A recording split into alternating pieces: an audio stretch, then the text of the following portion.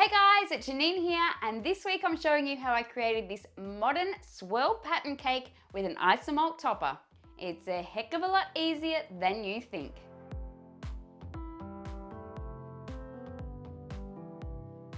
Oh yeah, and while I was at it, decided to make a 24-layer cake too. Because, well, you know, why not? I hope you enjoy this week's video. So I'm going to give this 24-layer caper a go.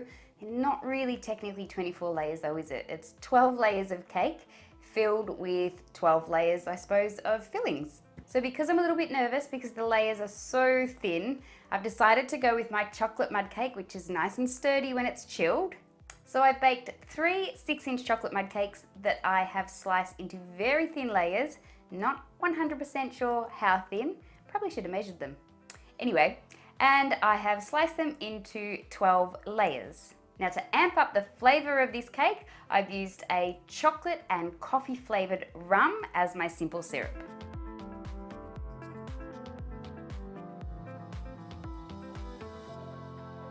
Once that's all soaked in, I'm going to layer my cake with chocolate ganache, sprinkled with these like chocolate flakes that I found in one of those sprinkle pack combo things that I absolutely love. Just gives a little bit of crunch between the layers. I'm also erring on the side of caution by making sure that my ganache layer is quite thin. That way my cake won't slide around. Plus, because the cake layers are so thin, you really don't want a giant mouthful of ganache with your cake.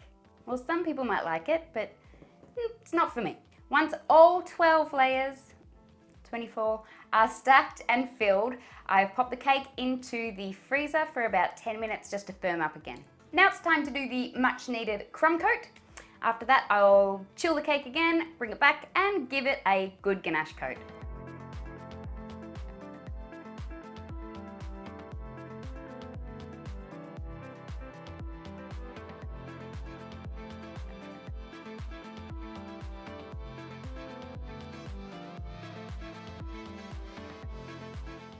Okay, on to the next bit. The ganache has had time to set up, so the jaggedy edge around the top, I'm actually going to just slice that off so it's nice and neat. First thing I'm going to cover is the cake, and I'm just going to cover the cake in a thin layer of white fondant. Then I'm going to cover the cake board for display purposes for later on. Now I have let the fondant firm up just a little bit. I'm going to hit the entire cake with my airbrush and paint it black.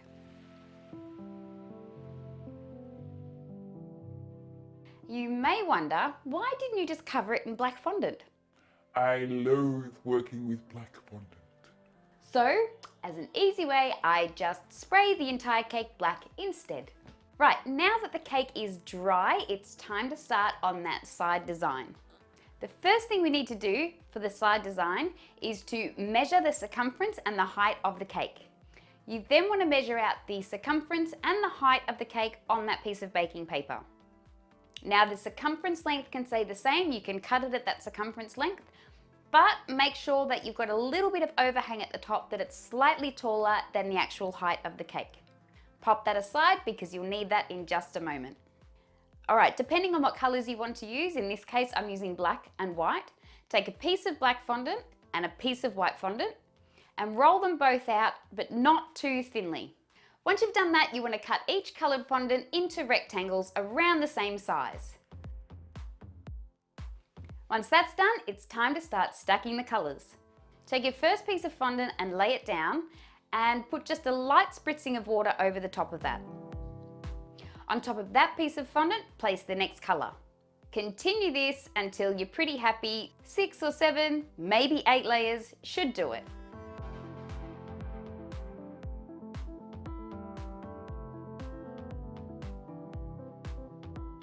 Okay, once you've got your stack of colours, put a small spritz of water on the top of that and start rolling it up.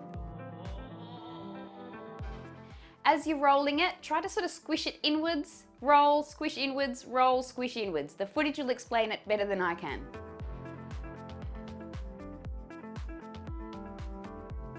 Once it's all rolled up, start slicing it into about 2 centimetre wide pieces.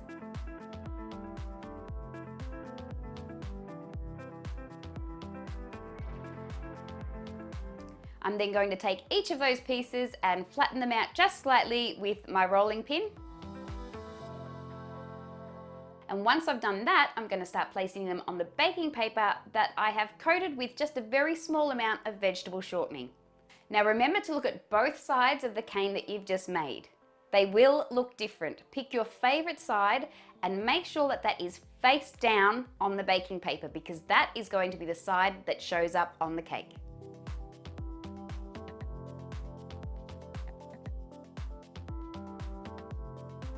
So as you can see, when I'm putting down the pieces that I'm cutting off and squishing down, I'm pushing them together and manipulating them into the grooves and the crevices, sort of like a jigsaw puzzle.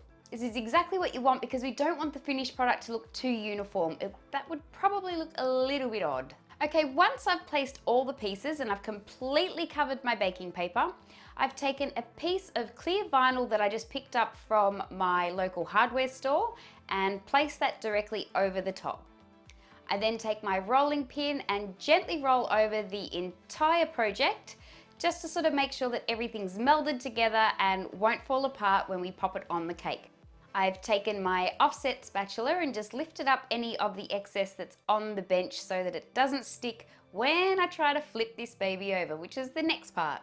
So I flip it over, and now you can see where all of the edges of the baking paper are, and because we've already measured the cake, we know that it's the right size for the cake. Then I take my pizza cutter and I cut around all the perimeter of the baking paper to cut off all the excess fondant. Flip it back over and it's time for the fun to begin. All right, now we're ready to put this fondant piece onto the cake. I remove the vinyl piece and lightly spray the fondant so that it's ready to attach to the cake. Then it is the nerve-wracking part. Make sure that you line up the base of your pattern fondant with the base of your cake. Lift it up and then just start smoothing it around the outside of the cake.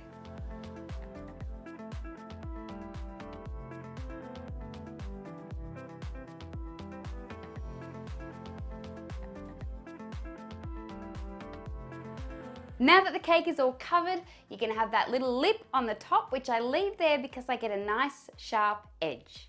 To remove that, I like to use a razor blade. You could use a sharp knife if you wanted, but I like the idea of using a razor blade because I get to keep it nice and flat along the surface of the cake. I just run it along the surface and slice off the top of that fondant. Then I went ahead and did exactly the same thing, making sure I had enough to cover the top. I popped that on the top of the cake, smoothed it all down, and took the razor blade again, making sure it was flush with the side of the cake this time, slid it around the side and chopped off all the excess. Smoothed it down and voila, cake is covered. Now you might be thinking, why on earth did you cover the cake and color it black if you were just gonna cover it up anyway? For me, this is insurance. So in case I had gaps or whatever between my fondant pieces, all you would see between the fondant pieces would be a little bit of black. Alternately, you could cover the cake in black ganache and just do this one step and be done with it. I'm a bit extra and I can't help it. Okay, now I want to glaze the cake. So I am taking some flan glaze. I'm using this one by Saracino. It is epic. And I'm taking a sponge brush that I'm actually saturating with just a little bit of water, and I'm just going to glaze the entire cake. While the glaze is setting, I'm going to go ahead and make what I wanted initially to be an Isomalt sail for the top of the cake. So I'm using these ready-made Isomalt nibs that you just have to melt down in the microwave. And I worked with a few different colors, some black, some white, some clear, but I ended up going with just black and clear Isomalt. Once I heated it up, of course, wearing my gloves, I poured the Isomalt out onto a silicone mat. Now I tried this 3 times and I didn't like the shape I got any of the times. Of course, the final shape I used, well, you'll see how that ended in just a second. I ended up using a milkshake glass, which was an epic thought in the beginning. However, stay tuned. So I lift up the Isomalt that is now slightly cooled on the silicone mat, and I drape that over the base end of the milkshake glass. With some pegs, I just peg it in different sections to give it a different sort of look. Makes nice folds and, you know, cool grooves and all that sort of stuff. Cool grooves. After I don't know how many tries, I was absolutely in love with the shape of this sail. Until I went to unmold it, which is when I realized that the base of the glass was far too wide. So when I put the Isomalt over the top, I had clipped everything in and made it nice and snug, hadn't I? So of course, when I flipped it up to unmold, I couldn't get the base out because everything else was far too narrow. And my sail cracked. However, I think this is a moment where Bob Ross would say, it's not a mistake, it's a happy little accident. I still ended up loving how these shards looked, so I decided I'm going to use them anyway. Then to attach the Isomalt sail or decoration, I just decided whereabouts I wanted it to go and very gently shimmied it on into the center of the cake. Ended up adding a few pieces because I thought it looked nice.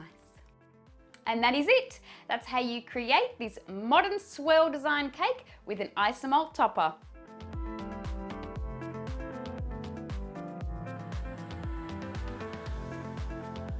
Well guys, I hope you really enjoyed this week's video. I for one loved making this cake, loved it. It is super, super simple, time consuming, but really, really easy. Except for the Isomalt topper maybe. But like I said, happy little accidents. If you like this video, please don't forget to give it a thumbs up. And if you haven't already, please don't forget to subscribe to my channel and hit that notification bell down the bottom so you're informed every time I upload a new video. Well, I've shown you how to do it. Now it's your turn. You know what to do? Go and get your cake on. I'll see you next time, guys. Bye.